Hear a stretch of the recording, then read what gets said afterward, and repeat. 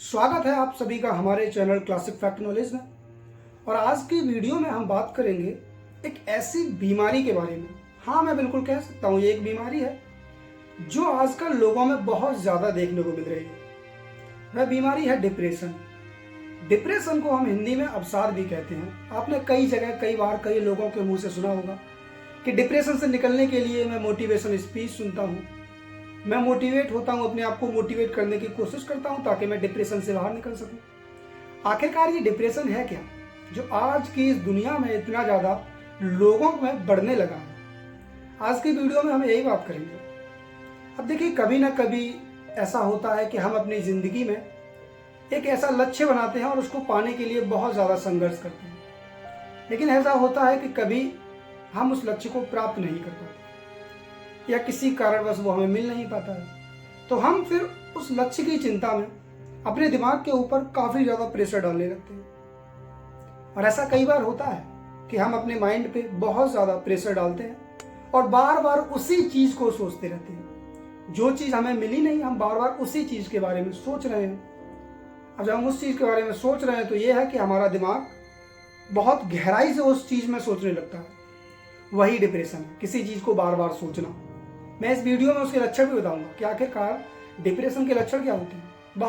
अब WHO के अनुसार दुनिया में लगभग 30 करोड़ लोग इस बीमारी से ग्रसित हैं और सिर्फ अगर भारत की बात करें तो 5 करोड़ से ज़्यादा लोग, यानी ये बीमारी दिन पे दिन बढ़ती ही जा रही है।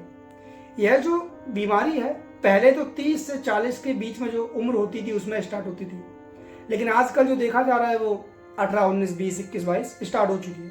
आजकल जो नौजवान हैं उनके अंदर भी ये बीमारी बहुत ज़्यादा पाई जा रही है और इसके पीछे काफ़ी रीजन। अगर हम लक्षणों की बात करें तो लक्षण हर चीज़ के अलग अलग होते हैं। अब मैं आपको बताऊंगा कि आखिरकार डिप्रेशन के लक्षण क्या होते हैं। डिप्रेशन के लक्षण होते हैं कि दिन भर थकान महसूस करना। आप दिन भर थकान महसूस करते हैं और विशेषकर जब आप सुबह उठते हैं तो आप मतलब एकदम उदास।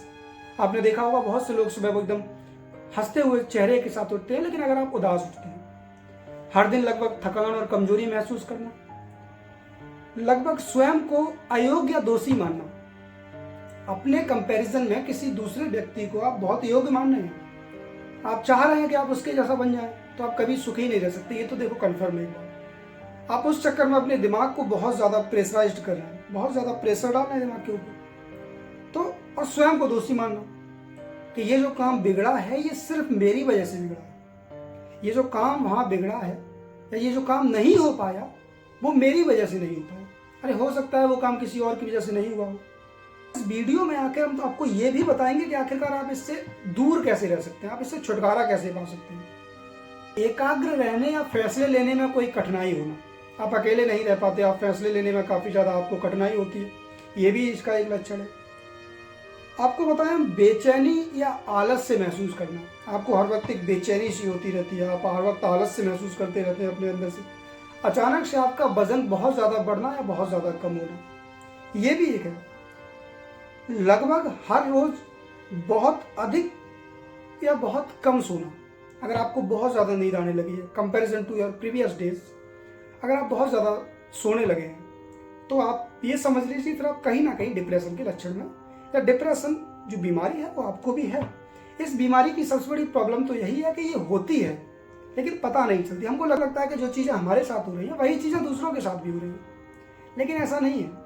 ये इम्पोर्टेंट नहीं है कि जो चीज़ मेरे साथ ही हो रही है वो किसी दूसरे के साथ भी हो रही है। हो सकता है कि दूसरा व्यक्ति अपनी लाइफ में खुश हो, लेकिन मैं ये सोच रहा हूँ कि नहीं, ये चीज़ तो मेरे साथ हो रही है तो उसके साथ भी तो हो रही होगी। ऐसा नहीं है। और इसी के चक्कर में व्यक्ति काफ़ी ज़्यादा लेट हो जाता है। वो इसका ऐसा नहीं है कि इस बीमारी का इलाज नहीं, इस बीमारी का पूर्णतः इलाज है। आप जाकर अपने मनोचिकित्सक से मिलिए, वो आपको सलाह देंगे, सलाह के साथ साथ कुछ दवाइयाँ भी देंगे। लेकिन मनोचिकित्सक भी आप अच्छे ही ढूंढिए अपने लिए, क्योंकि मनोचिकित्सक भी ऐसे होने चाहिए जिससे आप अपने मन की बातें कह सकें। इस बीमारी का सही जानकारी होना भी बहुत ज़्यादा इम्पोर्टेंट है। ये इतना ज़्यादा इम्पोर्टेंट है कि आप जब तक सही जानकारी किसी को नहीं देंगे तब तक वो आपको आपकी मेडिसिन और सलाह नहीं दे सकता। अब मैं आपको बताता हूँ कि आप खुद की कैसे सहायता कर सकते हैं, या किसी दूसरे व्यक्ति की जो आपका परिचित है वो डिप्रेशन में है तो उसकी कैसे सहायता कर सकते हैं इससे निकलने के लिए। सबसे पहले तो इस समस्या को समझने की पूरी कोशिश कीजिए और उसके बाद जाके अपने मनोचिकित्सक से मिलिए और उसको पूरी बात बताइए। एकदम फ्री होकर कि सर ऐसे ऐसे प्रॉब्लम है और मैं ये सोचता हूँ, मेरे दिमाग में ऐसे ऐसे ख्याल आते हैं। अब मनोचिकित्सक मैंने जैसा पहले बताया कि अच्छा ही ढूंढिए अपने लिए। दूसरा ये कि अपने आप को अकेला न रहने दें, बाहर जाएं, घूमें, अपने दोस्तों के साथ रहें, अपनी फैमिली के साथ टाइम स्पेंड करें ज़्यादा से ज़्यादा। अकेला जितना रहेंगे, कहते हैं ना खाली दिमाग शैतान का घर होता है, अकेला रहेंगे तो कुछ ना कुछ दिमाग में चलता ही रहेगा। अपने लिए कोई एक ऐसा लक्ष्य न बनाएं जिसको आप प्राप्त ना कर सकते। बहुत ही सिंपल से अपने आप को टास्क दीजिए और उन टास्क को जब आप कंप्लीट करेंगे तो उसके बाद जो खुशी होगी वो आपको पता चल जाएगी और आपको उस डिप्रेशन से वो दूर रखेगी। सुबह शाम डेली टहलिए, ये बहुत ज़्यादा इंपॉर्टेंट है हमारी बॉडी के लिए भी कि हम डेली सुबह शाम टहल रहे हैं। उदासी भरे गाने ना सुने, बिल्कुल भी ऐसे सैड सॉन्ग ना सुने जिससे आपका माइंड कहीं ना कहीं डाइवर्ट हो। और कहीं ना कहीं ऐसे जो सैड सॉन्ग होते हैं वो सही में हमारे माइंड के लिए ज़्यादा अच्छे नहीं होते, क्योंकि मैंने देखा है कि कई बार लोग पूरे पूरे दिन सैड सॉन्ग सुनते हैं तो फिर वो उदास रहते हैं, उन्हें खुश होने का कोई मौका नहीं मिलता कभी भी। दिल में घुटने की वजह अपनी बात किसी विश्वास पात्र मित्र या फिर अपने मनोचिकित्सक को बताएं। इसीलिए मैं कह रहा था कि अपने लिए एक मनोचिकित्सक जो ढूंढे वो अच्छा ढूंढे। अपने मनोचिकित्सक के पास जाइए और उन्हें बताइए कि आप दिल में घुट रहे हैं जो, वो बात उनको बता दीजिए। काम को करने के हमेशा नए नए तरीके खोजते रहिए अपने लिए। एक ही डायरेक्शन में आप बार बार जा रहे हैं, एक ही डायरेक्शन में आप बार बार काम कर रहे हैं, वही आपका वे है काम करने का, तो एक समय ऐसा आएगा जो आपका मन वहाँ से हट जाएगा। तो अपना काम करने का जो तरीका है उसको बेहतर करिए और हमेशा नए नए तरीकों को खोजते रहिए। यदि आप दुखी हैं तो वास्तव में ऐसा अभिनय करें कि मैं बहुत खुश हूँ। अपने मन से कहें कि नहीं, आई एम वेरी हैप्पी। आप ऐसा कर सकते हैं। हमेशा सकारात्मक बातें पढ़िए, सकारात्मक बुक्स को पढ़िए। कभी भी ऐसी निगेटिविटी, कभी भी ऐसी नकारात्मकता की तरफ मत जाइए। हमेशा अपने आप को पॉजिटिव ही रखिए। आर्ट बना सकते हैं, ड्राइंग बना सकते हैं। जैसे आप कभी खाली बैठे हैं, आपका मन नहीं लग रहा और आप सोच रहे हैं कि मैं क्या करूं, तो वहां आप ड्रॉ कर सकते हैं किसी भी चीज़ को, किसी भी अच्छी चीज़ को आप ड्रॉ करिए। फूल है, बहुत सी चीज़ें हैं, अच्छी चीज़ को आप ड्रॉ करिए।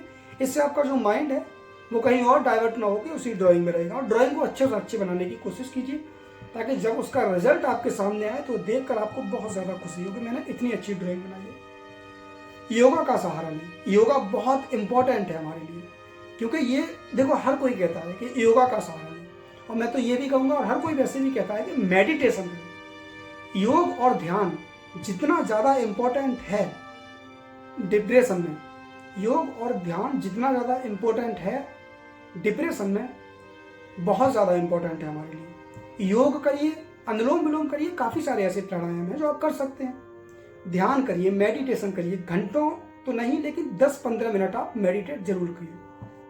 अगर आपके पास इंटरनेट है या इंटरनेट की कोई भी ऐसी सुविधा है तो उसमें हमेशा सकारात्मक चीज़ें पढ़िए, अच्छी अच्छी नई नई चीज़ें पढ़िए, क्योंकि इंटरनेट में तो देखो सब मिलता है आजकल। अगर आपके पास इंटरनेट है तो आप सब कर सकते हैं, लेकिन हमेशा पॉजिटिव चीज़ों की तरफ जाइए। ये जो सैड सॉन्ग है ये मत सुनिए, ये जो सैड शायरी है इनको बिल्कुल मत सुनिए, किसी भी सैड ट्यून को मत सुनिए, किसी भी सैड सॉन्ग की तरफ बिल्कुल मत जाइए। और जो लास्ट है वो ये है कि सोने से पहले 1 घंटे पहले टीवी को बंद कर दीजिए, कुछ समय अपने आप को भी दीजिए। क्योंकि ऐसा होता है कि आप सोने जा रहे हैं और अगर आप टीवी देख रहे हो, टीवी देखने के बीच अगर आप सो जाते हैं और अगर आप उसमें कुछ ऐसा नकारात्मक देख लेते हैं तो फिर ये रहता है कि वो आपके माइंड में चलता रहता है। हो सकता है कई चीज़ें आपके माइंड के लिए ठीक नहीं है, तो वहाँ भी फिर आपको डिप्रेशन होने की संभावना है। इसलिए इन सारी चीज़ों का ध्यान रखिए। मैंने इसमें आपको बताया कि डिप्रेशन के लक्षण क्या होते हैं और डिप्रेशन से आप बाहर कैसे आ सकते हैं। अब आप मुझे नीचे कमेंट सेक्शन में बताइए कि आपको ये वीडियो कैसी लगी। चैनल पर अगर नए हैं तो मैं फैक्ट का चैनल है मेरा, आपको पता है मैं फैक्ट की वीडियोस अपलोड करता हूँ और डेली बेसिस पर ही करूँगा आप तो क्या। और अगर डेली नहीं तो हर 2-3 दिन बाद एक वीडियो आ ही जाएगी चैनल के ऊपर, क्योंकि मेरा कॉलेज भी है तो वहाँ बिजी रहता हूँ, तो फिर यहाँ भी अपना टाइम, लेकिन आप लोगों को टाइम मैं पूरा दूंगा। और आप लोग अपना साथ हमेशा मेरे साथ बनाए रखिए। आप लोगों का ही साथ से आज मैं 1000 या 1100 कह सकते हैं सब्सक्राइबर्स मेरे हुए हैं। आप लोगों का साथ बहुत ज़्यादा ज़रूरी है मेरे लिए। वीडियो को लाइक कीजिए और चैनल को सब्सक्राइब करना बिल्कुल ना भूलिए।